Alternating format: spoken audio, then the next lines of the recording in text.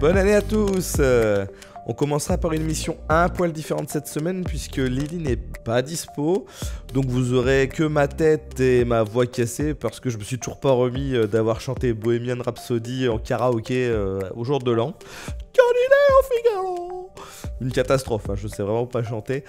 Bref, donc on va faire aujourd'hui le point sur les annonces importantes de ce début d'année et notamment celle du CES de Las Vegas avec bien évidemment tous les divers casques présentés là-bas. Allez, c'est parti. Alors on a Razer qui a annoncé un nouveau serre-tête pour le Quest 2 avec un nouveau support facial. Ça commence à être hyper tardif, mais pourquoi pas, hein. Il a l'air pas mal avec un choix nylon pour la résistance, la durabilité dans le temps et la souplesse. Ce serait bien, contrairement à Bobo VR, qu'il nous l'envoie en vrai, et pas seulement en promesse par email, comme ça on pourra vous faire un retour. Mais il sera lancé Q1 2023 aux US, et un jour peut-être chez nous, donc c'est pas bien pressé. On a eu aussi la présentation du X-Mask, avec un K à la fin, qui propose de faire du tracking facial. Donc c'est la firme Dolami, une start-up japonaise basée aux États-Unis et au Japon. Il prévoit de vendre ça 90 balles, ce qui est super alléchant. Mais on voit pas bien comment la technologie va choper les mouvements de bouche, en plus du fait d'avoir chaud pour rien. Du coup, ce serait en complément d'un casque VR avec eye tracking, tel que c'est présenté, pour en fait apporter un cumul de data au niveau du rendu, mais qui peuvent pourtant être plutôt bien gérés par des caméras, du moment que le software suit derrière, il n'y a pas forcément besoin de ça. J'avoue être donc assez mitigé pour le moment là-dessus, on attend de voir ça. Curieux, mais pas encore convaincu, faudra voir une fois le device sur notre visage. On a eu aussi les gants haptiques nommés Leadskin, conçus par la firme Alsilk. Les gants utilisent du courant électrique pour simuler les sensations physiques, comme le fait de toucher ou d'attraper des objets. Grosso modo, la stimulation électrique vous tend légèrement les muscles, ce qui simule un peu une pression. Les gants pèsent environ 380 grammes, ce qui fait le poids de 2 manettes Quest à peu près. Et puis c'est expliqué de façon pas très claire, mais je le comprends comme ça, c'est-à-dire que ce ne serait pas aux programmeurs de jeu de les prendre en charge pour chaque action précise, mais que les gants seraient capables de se débrouiller tout seuls et d'interpréter ce que vous faites en fonction de la position de vos doigts, ce qui peut être révolutionnaire si ça fonctionne bien. Au moment où je prépare l'émission, j'ai pas plus d'infos que ça sur ces gants, donc on en reparlera sûrement la semaine prochaine je pense, parce qu'en fait il devrait être officiellement lancé peut-être demain. Et on va attaquer ce que vous attendez tous, les casques VR du CES. Alors on a eu une nouvelle fois la présentation par la firme Shiftall du casque VR Megan X. Il sera lancé en début d'année 2023 à 1700 $, ça fait à peu près autant que le Pimax Crystal. Et ça nous fait donc grosso modo 2050 € pour nous. Il a du tracking inside-out et du tracking lighthouse, ce qui est carrément chouette de laisser le choix selon les besoins utilisateurs. Il propose du 2560 pixels par œil avec des microdalles OLED et du pancake, donc une excellente image.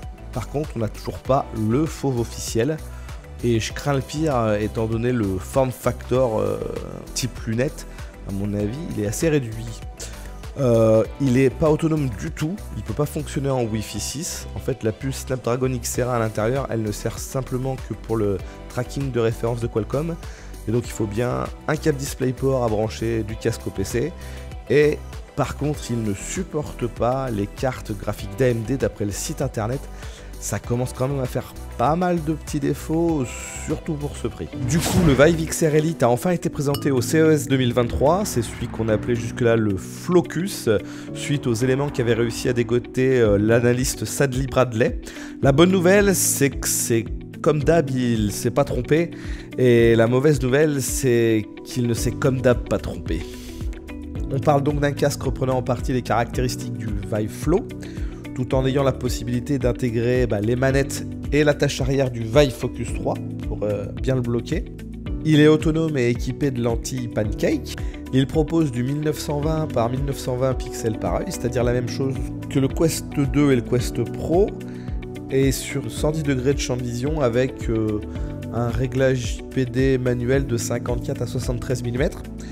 Et enfin, il a bien un capteur de profondeur, ce casque, pour pouvoir faire de la réalité mixte en bonne et due forme, comme ce qu'on attendait sur le Quest 3.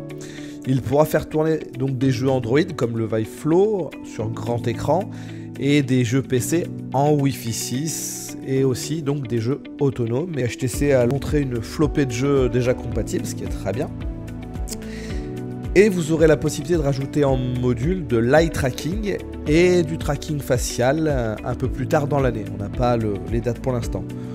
Donc le casque qui coûtera 1100 $, ce qui fait à peu près 1400 € chez nous. Alors je comprends et je ne comprends pas ce foutu placement tarifaire. Ce sont des specs identiques au Quest Pro, sauf que vous n'avez pas l'eye tracking et le face eye tracking, ce qui automatiquement le place en dessous en tarif, et de ce point de vue c'est logique pour la concurrence. Une fois d'ailleurs les modules rajoutés, vous serez sûrement au-dessus à mon avis, donc ce ne sera pas économique de jouer à ça. Et vu les méthodes de recyclage d'HTC, le facial tracking, si c'est le même module que pour le Vive Pro là, c'est vraiment mauvais. Enfin, franchement, ils ont toujours pas amélioré, je le trouve hyper mauvais, ça tremble, ça fait vraiment pas rêver. Donc ça peut potentiellement intéresser des développeurs ne voulant travailler que sur la réalité mixte.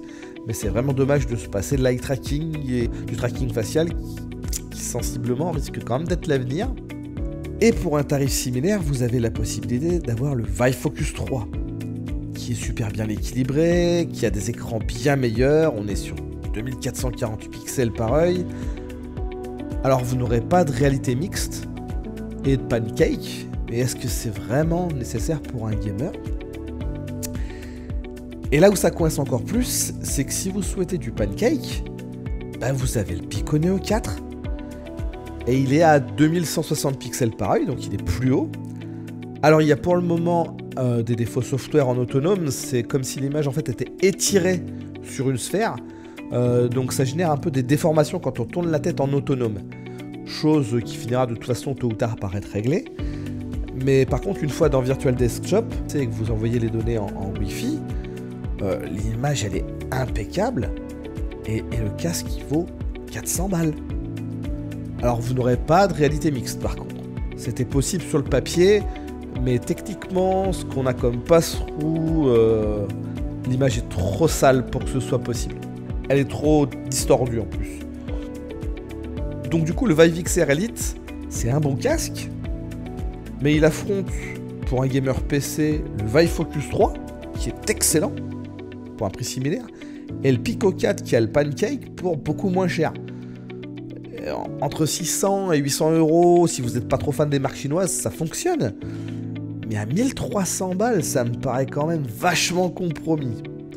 Bah, vous me direz dans les commentaires si vous êtes chaud ou pas pour ce casque, mais j'avoue que je comprends le choix tarifaire par rapport à Oculus, mais en fait, par rapport au marché général, je le trouve à côté de la plaque. Sur ce sera tout pour aujourd'hui et je vous dis à la semaine prochaine pour une émission normale. Ciao ciao!